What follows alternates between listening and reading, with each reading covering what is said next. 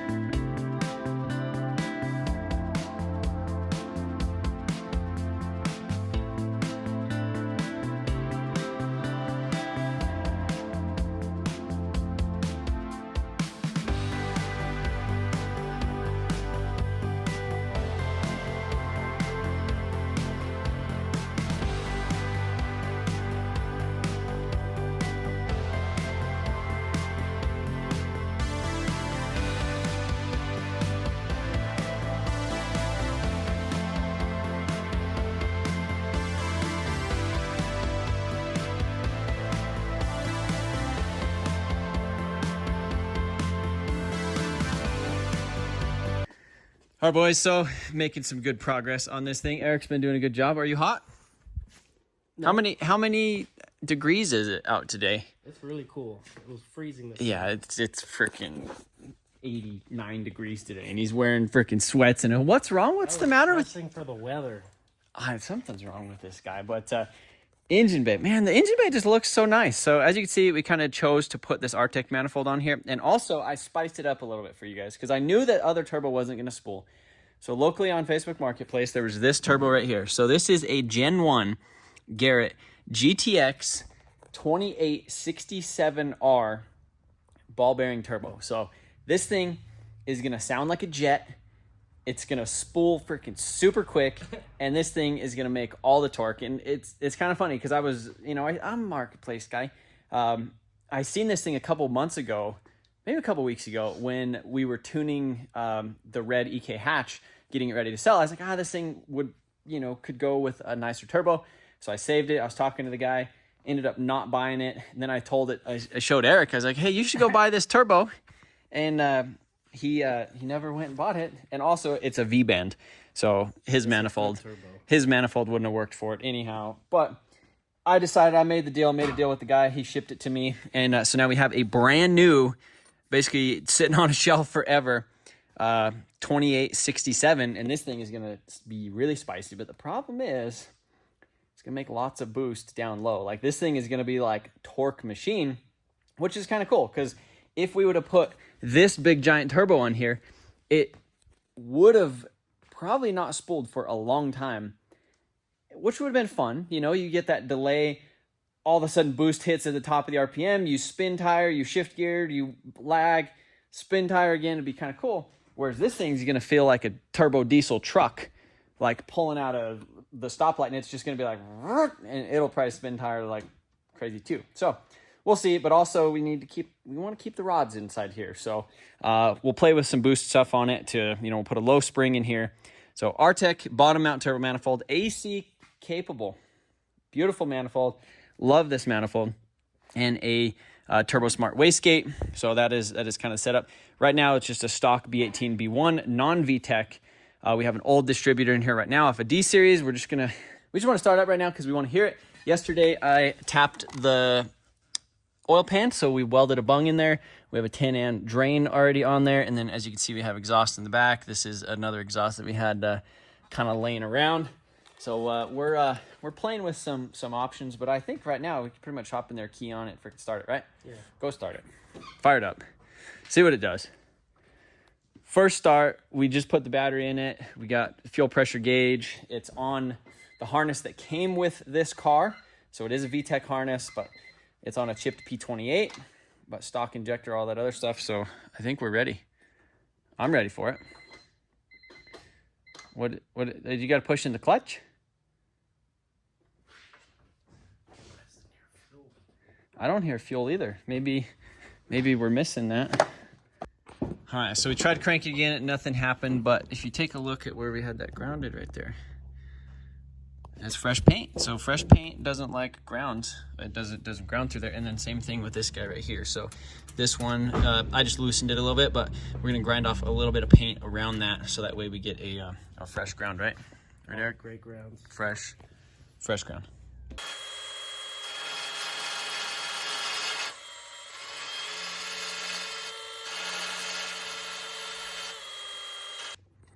So there we go. We got some metal contact right there, so that should spice this up quite a bit. Same thing down here. Those little Milwaukee finger sanders, these things work really good. So I like this thing because it's battery powered. You don't have to hook up the air to it. I would have never thought that you would use this as much as you do, but we literally use this thing probably 2-3 times a week for random stuff. All right, third time's a charm, right? Nothing. All right, so Eric didn't plug in a plug. That guy. What was it? I don't know. There's a green plug next to the ECU. So now we have a distributor on here. We have the intercooler piping hooked up. It's not actually plumbed to the throttle body, but we welded on some brackets to the bottom of the radiator support right there. So intercooler is on. Battery's connected. We have a brand new distributor for a B18B1, so it's in the correct location. Check this out.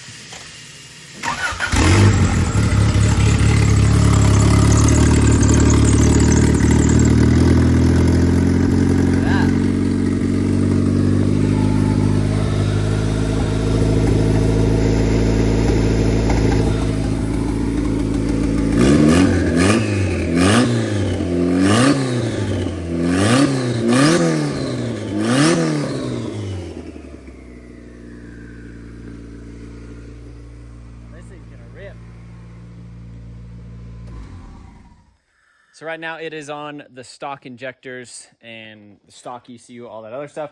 We just wanted to make sure that everything was good before we, assembled everything. Now that we have the wiring in the car, it starts with the key, the tach, the RPM works, everything works. Now we know, okay, let's swap the injectors over, and then we'll plug in the Honda, upload a tune to it, drain the fuel, put some E85 in it, and then the next thing that we need to do is we need to fully install the exhaust, but we also need to fully install the intercooler piping. I mean, like tighten it all up, hook it up to the throttle body. We need to run vacuum lines, and then we need to do the downpipe. That's what I'm gonna work on next, is getting the downpipe figured out. Eric's gonna bleed the brakes and the clutch, and then we should be able to chuck this thing on the dyno shortly, right?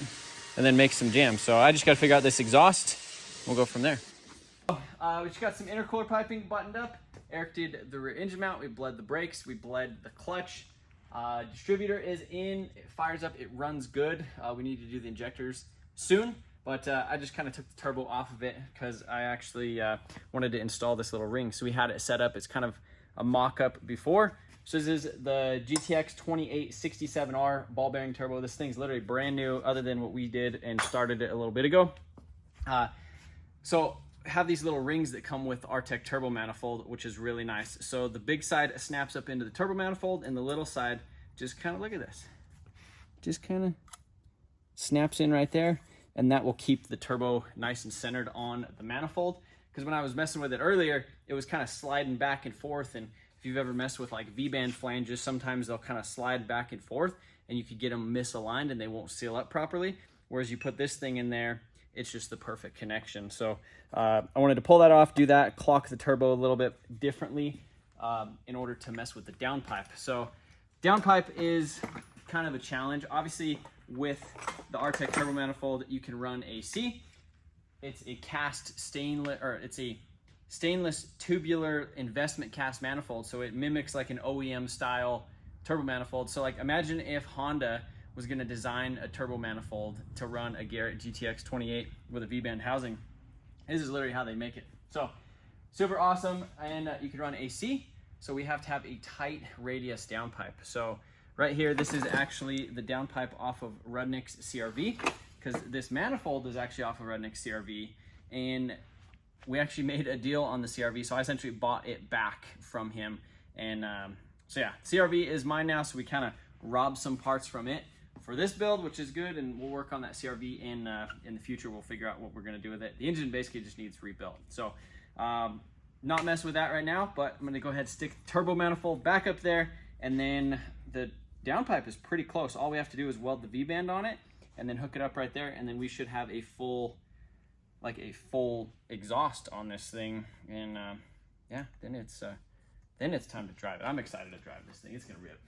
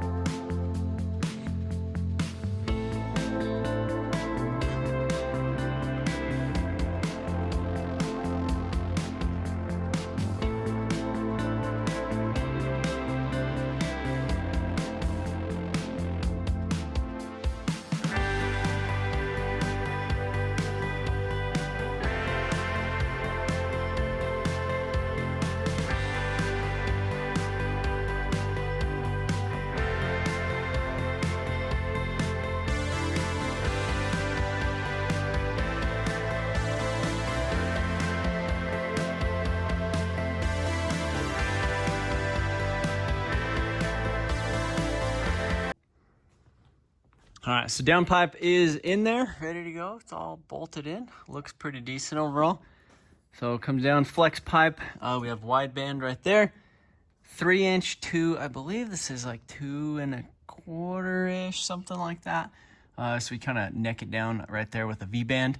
And that was pretty easy to do. I mean, overall this exhaust wasn't terrible. This actually started life as one of those stainless donuts. And that's how we got such a tight radius right there to get that. And then this just went into another 90, and we kind of cocked that sideways to shoot it out the back. But it does have this big giant Greddy muffler, so I'm curious how that's gonna sound. I definitely think this is not sleeper, so we need to do something else with it. Maybe we'll do like a turn down or something right here, and then just do like a little pea shooter out the back. But yeah, at least it has a full exhaust on it now. So we'll go ahead and lower it down and see what it looks like from the top.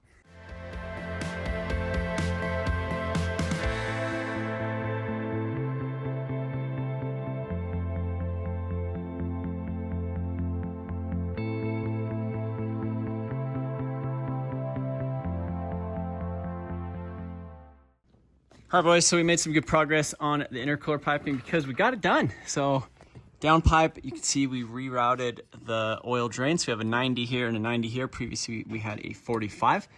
We got a silicone coupler, and then check this out. So this stuff was a pain to weld at first because all of the, you know, it's just you grind paint and then you leave a little bit there. So that one was a little bit silly, but I got it all figured out. Had to double clean it, but check this out. So this kind of reminds me of an Evo. You just stick that guy up in there. This one will shove it. Look at this. You could do intercooler piping one-handed. Look at that. That's pretty much what it does. Actually, I need to shove that in there with 2 hands. So up here on top of the engine, we needed to wire up the injectors. So this is how I like to do it. So usually when you get a set of Deechworks injectors, they'll give you a nice set of these little things. You could get them to where you'd actually pin them in yourself, so you don't have any splices. Sometimes you have adapters, but obviously with the Honda thing, I don't know if they make an adapter for this, but they might. I just cut them off right there, and then I use these guys. So these are actually a little crimp. It's that guy right there. So I'll put the link on Amazon to these, but this is like an OEM style crimp. So you basically just trim it. You just trim it down a little bit, and then you use these little pliers right there on the end.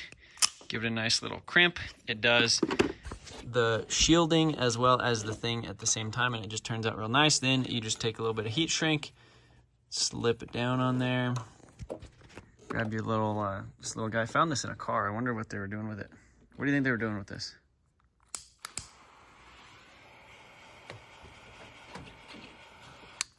You just give her one of those and you're good to go.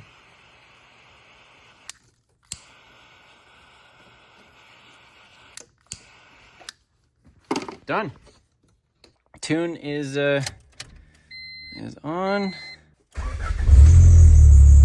at that. Purrs like a kitten.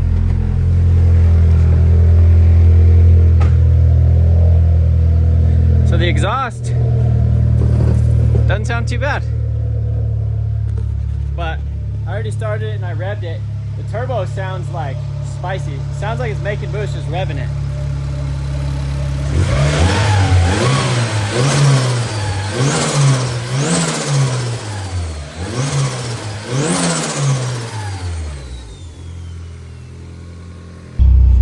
It's this thing, the car came with this Innovate wideband in it, and it seems like it's on the fritz, but listen to this thing when you rev it.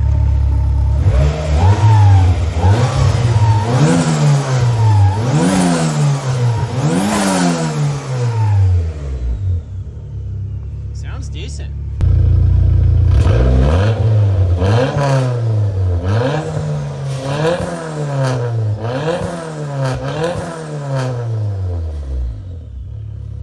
I'm excited. I'm really excited to drive this thing because you guys heard that turbo just spooling up. Like, typically when people build a turbo Honda, I feel like they go overboard. They put some random turbo that they don't know anything about, like a, random, literally, like this thing right here. Look at this.